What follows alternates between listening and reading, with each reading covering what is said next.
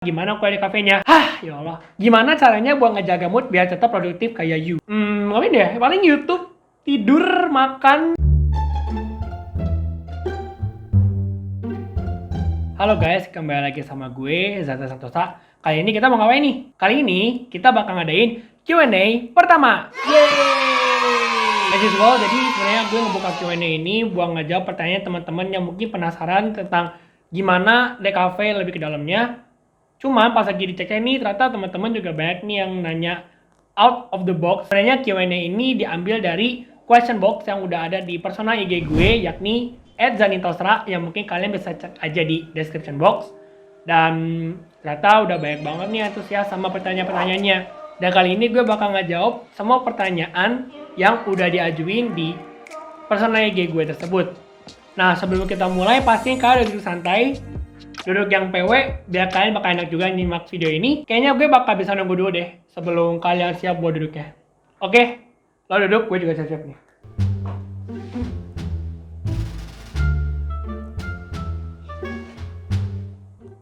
Udah lah ya. Oke, nggak usah lama-lama lagi. Jadi mau tunggu apa lagi? Yuk, langsung aja. Gak lama lagi. Yuk kita langsung aja ke dalam videonya. Ciao. Kak, kenapa kuliah di kafe? Awalnya sih emang gue milih udah macem-macem. Awalnya gue pingin psikolog, gue pingin vkom, gue pingin macem-macem. Sempat juga pingin desin, tapi berakhir gue pingin DKV karena DKV ini mencakup banyak banget yang menjadi interest gue. Misalnya kayak fotografi dan videografi, tapi basically gue lebih ke videografi sih yang gue tertarik. Gue juga sebenarnya suka banget gambar. Jadi ya emang sebenarnya dari dulu suka banget gambar. Cuman ya kekubur aja gara-gara kesibukan sekolah. Gimana sih tau sekolah? Gue juga dulu pulang pagi siang malam, masih les, balik-balik. Ya jam 9:30 tuh lebih. Tapi gue sadar sebenarnya skill yang gue pakai ini bisa gue jadikan passion, yakni suatu kemampuan tapi yang bisa dijadiin duit dan lo rela buat kerja berlama-lama dan kerja terus-menerus dengan minat yang lo sukain itu. Ya gampangnya dari definisi passion kayak gitu sih. Dan akhirnya gue menemukan passion gue itu banyak banget di kafe. Dan itulah alasan kenapa gue pilih di kafe. Katanya untuk kerja desain gak perlu pakai degree sarjana desain asal portofolionya bagus. Pernyataan dari lo sebenarnya gak salah. Tapi sebenarnya kenapa seorang desainer lebih kelihatan dilirik ketika mereka tersertifikasi, karena emang dasarnya gini loh. Seseorang ketika disertifikasi itu bisa lebih trusted dan lebih kejamin serta lebih terlihat berpengalaman. Tapi bukan berarti ketika orang yang nggak punya sertifikasi itu karyanya jelek, itu nggak gitu. Jadi anak DKV itu kadang ngebantu kita buat juga bisa mendapatkan yang lebih dibandingkan yang nggak pendidikan sama sekali. Ya selain dari tadi sertifikasi, dan pasti kalian juga bisa lebih dapat ilmunya secara literatur dan juga secara formal juga. Yang ketiga, Kak, kalau materi fotografi itu kan butuh kamera ya? Itu semester berapa sih, Kak? Nah, kalau materi fotografi, kalau di kampus gue pribadi, sebenarnya udah ada dari semester 2. Tapi jujur, sebenarnya buat fotografi, apalagi fotografi dasar, itu kalian nggak usah maksain dulu beli kamera. Karena apalagi sekarang masih online kan. Kita juga nggak tahu nanti kalian bakal online school atau enggak. Makanya mendingan kalian simpan dulu aja buat keperluan lain yang lebih utama, misalnya kayak beli pen tab. Karena jujur gue pas lagi di mata kuliah fotografi dasar, pas lagi di semester 2, itu gue malah katanya pakai HP pun gak masalah. Yang penting kita juga belajar pemahaman dasarnya dulu, kan fotografi dasar. Jadi gak ada yang mewajibkan mesti beli kamera dulu dong. Cuman menurut gue kalau salah kalian dan nyediain kamera dari sekarang pun juga udah bagus, karena kalian juga bisa nge-invest skill kalian lagi lebih duluan dibandingkan teman-teman yang mungkin nggak beli kamera pas lagi di semester 2 itu. Gimana kuliah di kafenya? Ya Allah. Di kafe, oh my god. Dan di kafe lagi kalau nanya kuliah di gimana? Sebenarnya kalau gue pribadi pengen teriak sih kayak wah gitu. Tapi sebenarnya kalau lo nikmatin jalannya itu sebenarnya gue enjoy aja sih. Karena ya mungkin gampangnya gini, lo bisa cek aja video di sini buat detail kayak gimana. Intinya kuliah di kafe itu asik, susah senang pasti ada. Yang jelas gue suka ketika gue masih capek tapi dengan hal-hal yang gue sukain. Itu aja sih. Ada kafe, ada istirahatnya nggak? Ada dong. Kalau nggak ada berarti gue sekarang masih kuliah anjay. Tapi sebenarnya kalau bisa dibilang anak desain emang notabene dengan yang nggak punya banyak waktu istirahat. Tapi Kalau seandainya waktu istirahat sih, ya itu kembali lagi ke waktu masing-masing. Ya lo kalau seandainya lo mau banyak luang di awal, sibuk di akhir, ya itu salah lo juga. Tapi bagus lagi kalau seandainya lo sibuk di awal tapi bisa luang di akhir. Tapi sebenarnya, jadi sebenarnya dibilang di kafe gak punya istirahat pun sebenarnya bisa bener, dia bisa salah sih. Tergantung gimana kita ngeliatnya aja. Yang keenam, anak DKV kalau stres ngapain? Sekarang gue mau ngasih tahu aja sama kalian kalau gue biasanya kalau kayak gimana sih? Gue nonton drama, main Genshin Impact. Ngapain ya? Paling YouTube, tidur, makan, anything else ya pokoknya. Ya udah gue seger aja gitu dan gue suka buat ngelakuin itu. Bahkan gue pernah bisa kayak seharian bisa ya Allah break aja deh.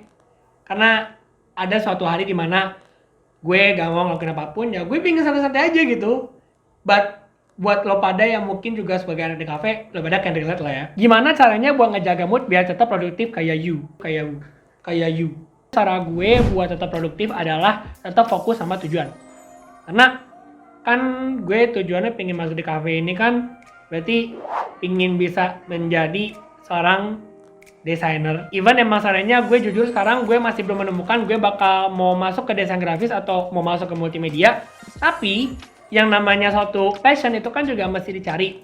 Jadi kayak awalnya di SMA ke kuliah gue punya PR buat cari jurusan apa yang gue suka. Sekarang gue ketika di DKV mau nekat semester 5 nanti, meskipun masih jauh, tapi gue udah masih nge-consider nih apa yang bakal gue ambil buat penjurusan nanti. Nah itu kan berarti sebenarnya gue pindah dua-duanya, tapi gue masih perlu mendalami sehingga gue tahu apa yang bisa gue ambil di kedepannya.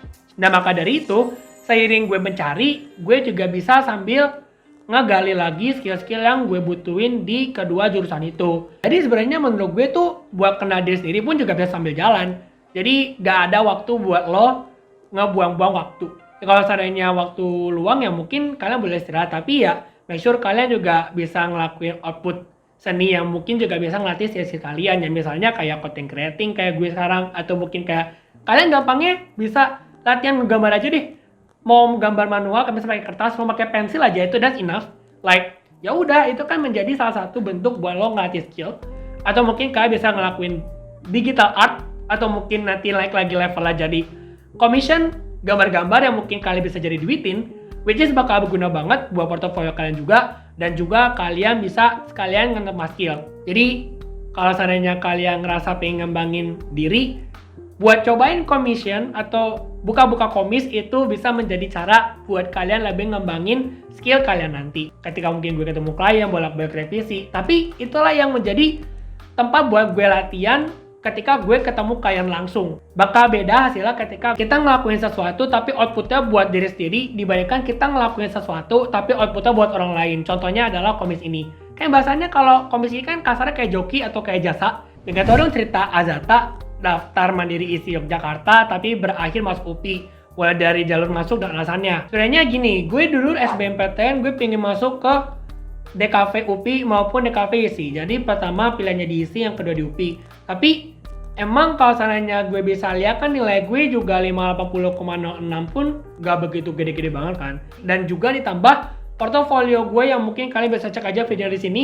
Itu sebenarnya itu bukan karya maksimal yang pernah gue gambar. Jadi ada something tulus aja sih ketika tidak begitu memaksimalkan atau gak nge-push lagi si karya yang gue bikin buat portofolio ini.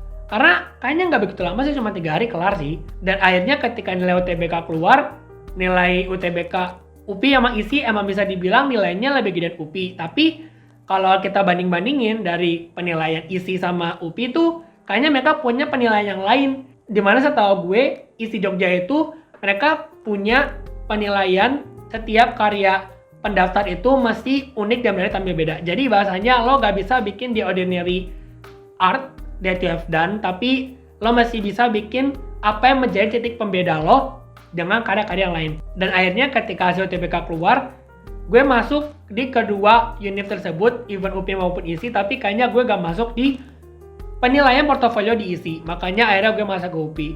Dan kalau seandainya lo nanya kenapa gue bikin tutorial materi masuk ISI, oh maaf banget guys, kalau seandainya lo pada ada yang nanya gue anak ISI, gue bukan anak ISI, tapi gue sempat bikin karena itu juga salah satu jalan yang gue tempuh. Dan gue ngerasa buat di webnya sendiri itu tuh bener-bener tutorialnya itu nggak ada dan ngerasa belibet banget. Ditambah juga UI yang nggak begitu oke dan nggak gampang buat diakses buat macam-macam orang, makanya gue bikin video tutorial itu. Dan makanya akhirnya gue keep aja tuh video, dan akhirnya tutorial itu juga lumayan sih menonton sekitar berapa ribu ya.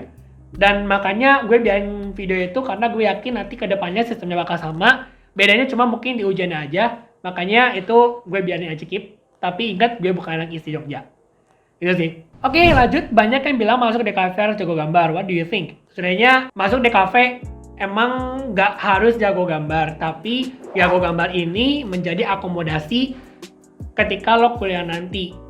Jadi kan emang nanti sebenarnya lo bakal dibantuin bikin kayak misalnya gambar dasar kan. Kalau seandainya lo bisa lebih nguasain dari sekarang, ya kenapa enggak? Karena nanti bakal beda hasilnya ketika lo masuk DKV lo udah ngerti gambar, lo gambar tapi skill biasa-biasa aja, dan lo masuk bisa tapi gak bisa banget, dan lo masuk tapi lo gak bisa sama sekali. Tapi dipikir-pikir kayaknya orang kalau masuk DKV tuh gak ada yang bener-bener gak bisa gambar dari nol, karena mau gak mau kan DKV desain komunikasi visual, kalau seandainya pemahaman visual gak ngerti, terus apa yang mau didesain? Ya enggak? Lanjut, ada sesuatu yang berkesan atau ngena banget gak sih selama bikin karya? Ini gue ceritain pengalaman aja sih ya. Gue sebenarnya baru banget nyoba buat komis book cover dari suatu penerbit, dan gue mungkin sekarang udah sampai 3 dan OTW mau ada 4 cover. Dan di cover pertama itu sebenarnya gue jujur gue gak pede karena itu kali pertama gue ngebikin cover. Nanti kalau seandainya lo mau coba lihat, itu biasa banget hasilnya. Tapi nggak tahu kenapa, karena gue juga ngerjainnya dengan hati-hati, dengan gue menghindari kesalahan di awal, itu tuh bikin gue akhirnya dipuji sama pihak sana. Kayak gue bisa dibilang kayak, wah lo gak ada kendala nih, lo gak ada kesalahan dari cover yang lo bikin. Kayak misalnya kan mungkin kalau seandainya gue dari ukuran salah, atau mungkin dari misalnya dari artworknya salah, atau mungkin dari asal-asal ada yang gak rapi, dan misalnya ada spacing yang mau dipakai buat satu elemen tapi nggak bisa kesimpan, itu kan biasanya jadi PR. Tapi gak tau kenapa semua berjalan mulus pas lagi gue bikin cover buku pertama gue, dan akhirnya ya udah, anything goes by simultaneously gitu. Semuanya berjalan dengan lancar dan sendirinya gitu. Itulah salah satu contoh apa yang paling ngena ketika gue bikin karya seni.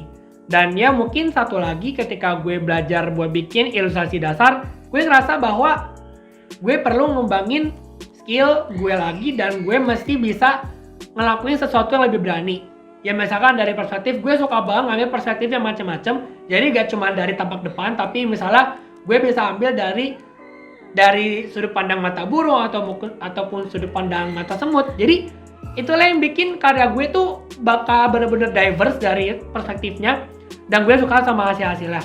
Dan ketika dilihat satu persatu, wah ternyata hasil karya gue berkembang banget teman-teman. Ya, dan alhamdulillah pas lagi cek rapotan kemarin, ya ampun, seneng banget sih gue. Kaitan DKV sama teknologi. Nah, desain komunikasi visual ini kan emang dengar-dengar dulunya desain grafis kan. Nah, kenapa kaitan sama teknologi? Kan teknologi desain ini pasti bakal berkembang dari masa ke masa sesuai berkembang teknologinya. Ya makanya gampangnya sekarang udah ada kayak Adobe Premiere Pro, Illustrator, atau mungkin Photoshop dan lain-lain. Kan pasti kalau compare di versi pertama kali keluar di tahun 1990-an dibandingkan sekarang, pasti bakal beda banget. Dan pasti banyak banget fitur yang bakal ngebantu di versi sekarang. Dan jadi intinya perkembangan DKV dan teknologi itu selalu sejalan dengan perkembangan teknologi. Makin kesini teknologi makin canggih, berarti makin banyak lagi yang dibutuhkan buat output desain ke depannya. Makanya makin banyak lagi fitur-fitur tertentu yang bakal ngebantu di output desain berikutnya di masa depan. Makul yang bikin stres apa? Jujur sebenarnya kalau seandainya mau ditanya makul yang bikin stres apa, ya lega lain dari